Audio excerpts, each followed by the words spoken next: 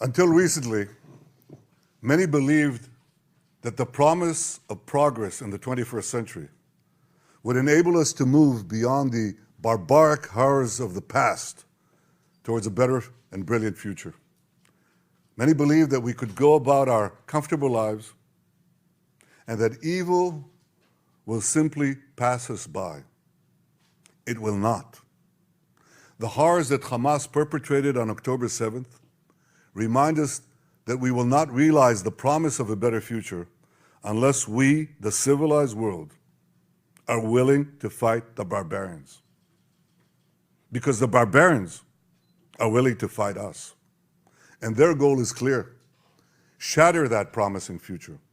Destroy all that we cherish and usher in a world of fear and darkness. Ladies and gentlemen, this is a turning point for leaders and nations.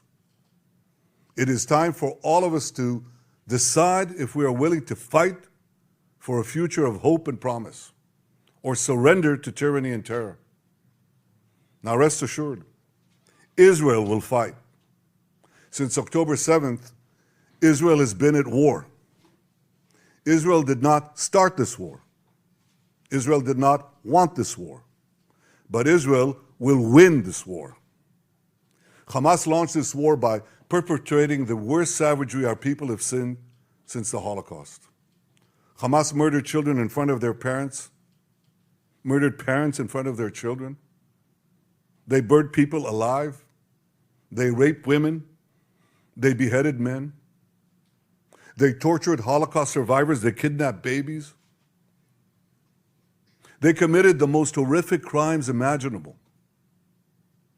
And they're part of the axis of evil that Iran has formed, an axis of terror that works by arming, training, and financing Hamas in Gaza, Hezbollah in Lebanon, the Houthis in Yemen, and other terror proxies throughout the Middle East and beyond the Middle East.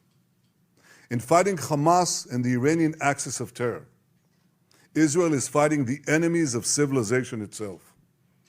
Victory over these enemies begins with moral clarity.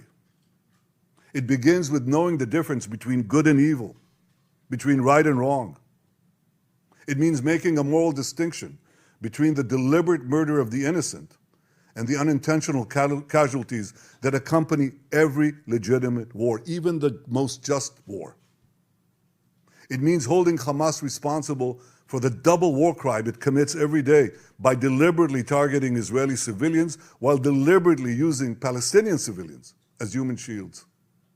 It means making clear that the use of human shields is not only an immoral tactic of terror, but also an ineffective one. Because as long as Hamas's use of Palestinian human shields result in the international community blaming Israel, Hamas will continue to use it as a tool of terror, and so will others. Hamas will continue to use the basements in Gaza's hospitals as the command posts of its vast terror tunnel network. It will continue to use mosques as fortified military positions and weapon depots. It will continue to steal fuel and humanitarian assistance from UN facilities. While Israel is doing everything to get Palestinians, civilians, out of harm's way, Hamas is doing everything to keep Palestinian civilians in harm's way. Israel urges Palestinian civilians to leave the areas of armed conflict, while Hamas prevents those civilians from leaving those areas at gunpoint. Hamas is also preventing foreign nationals from leaving Gaza altogether. And most despicably, Hamas is holding over 200 Israeli hostages, including 33 children, holding them, terrorizing them, keeping them as hostages. Every civilized nation should stand with Israel in demanding that these hostages be freed immediately and freed unconditionally. I want to make clear Israel's position regarding a ceasefire. Just as the United States would not agree to a ceasefire after the bombing of Pearl Harbor or after the terrorist attack of 9/11, Israel will not agree to a cessation of hostilities with Hamas after the horrific attacks of October 7th. Calls for a ceasefire are calls for Israel to surrender to Hamas, to surrender to terrorism, to surrender to barbarism. That will not happen. Today we draw a line between the forces of civilization and the forces of barbarism. It is a time for everyone to decide where they stand. Israel will stand against the forces of barbarism until victory.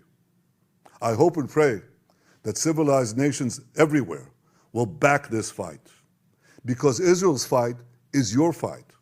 Because if Hamas and Iran's axis of evil win, you will be their next target. That's why Israel's victory will be your victory. But make no mistake, regardless of who stands with Israel, Israel will fight until this battle is won, and Israel will prevail.